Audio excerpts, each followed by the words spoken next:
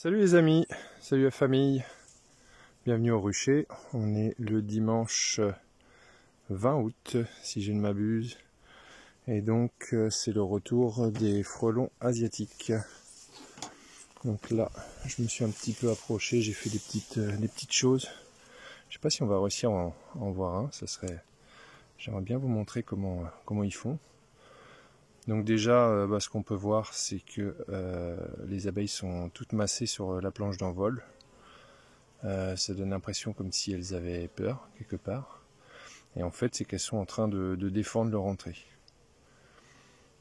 Donc là, c'est un peu le bazar parce que j'ai jeté un petit coup d'œil, je les ai ouvertes, donc ça les a un petit peu agitées. Et je viens aussi de mettre une porte verte. Donc la porte verte, c'est celle qu'on voit, qui est spécialement pour les frelons et qui laisse moins d'espace. Je vous montre ça pour ceux qui ne connaissent pas. Donc la porte verte, elle est comme ça. Et avant, elles avaient une porte blanche comme ça. Voilà. Donc là, la porte verte, du coup, il n'y a que le milieu à défendre. Sachant que je clipse qu'une moitié.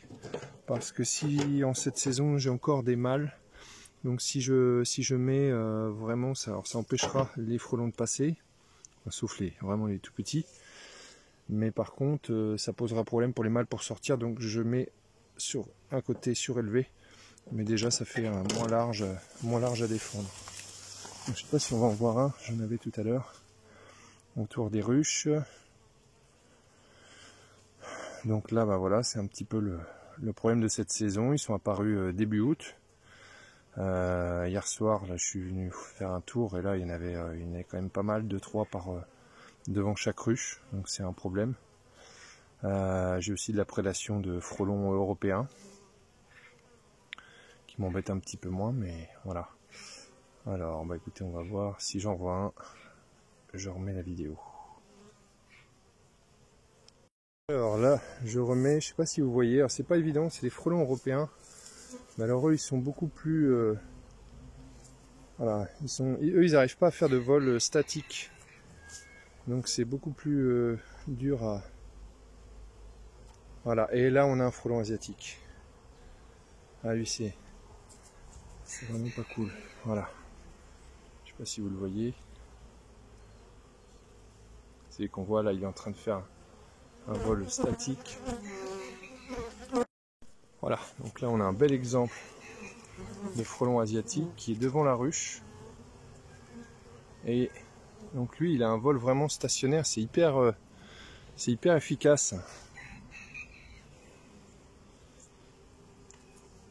Donc évidemment on a les abeilles qui sont amassées, qui sont apeurées. Il est passé où? Voilà le pépère. Voilà, donc là quand il n'y en a qu'un, c'est pas en vrai, c'est pas forcément inquiétant parce que dans une ruche, il y a, on dit, de 40 000 à 60 000 individus. Donc si la ruche est forte et populeuse, ça posera pas un gros problème. En revanche, sur une ruche qui est un petit peu plus faible, ça va être plus chaud. Ah non, viens pas me voir à l'eau de cyprès, s'il te plaît. Ouais. Et donc, ce qui se pose problème, c'est quand il y en a trop. C'est que du coup, la ruche, les abeilles vont être complètement apeurées et elles vont pas pouvoir sortir. Et ça va être un gros problème. Donc hier, quand je suis arrivé, il y en avait 2 à 3 par ruche. Ce qui m'inquiétait d'autant plus, c'est que ils se battaient entre eux. Donc je me demandais si ces frelons ne venaient pas peut-être de nids différents. Ça, c'est possible. Et voilà, donc quand c'est comme ça, c'est très inquiétant. Oui, c'est mieux. Voilà, donc pour conclure, alors là c'est des bourdons, hein, c'est plus des abeilles, mais comme ça coupé, je termine. Et donc ce que je voulais dire, c'est que comme moyen de lutte, moi j'avais essentiellement la raquette de badminton et le piège sélectif. Donc le piège, c'est des grosses boîtes rouges où on met à l'intérieur de la bière, du cassis et du vin blanc, et ce qui permet d'attirer surtout les frelons. Et ensuite, c'est le diamètre de la nasse qui fait que c'est sélectif entre un frelon européen et un frelon asiatique. Voilà. Ben, c'est un petit peu inquiétant quand même d'avoir autant de frelons, et il y en a de plus en plus chaque année. Donc c'est pas normal qu'il n'y ait rien qui soit fait. Alors certaines collectivités ont des programmes de lutte, mais c'est loin d'être le cas partout. Et c'est vrai que ce serait pas mal s'il y avait des choses au niveau de plus de communes et de plus et peut-être au niveau des départements pour pouvoir lutter contre le frelon asiatique qui s'installe de plus en plus et qui est en plus hyper dangereux parce qu'il s'installe aussi dans les haies. Les piqûres peuvent être mortelles.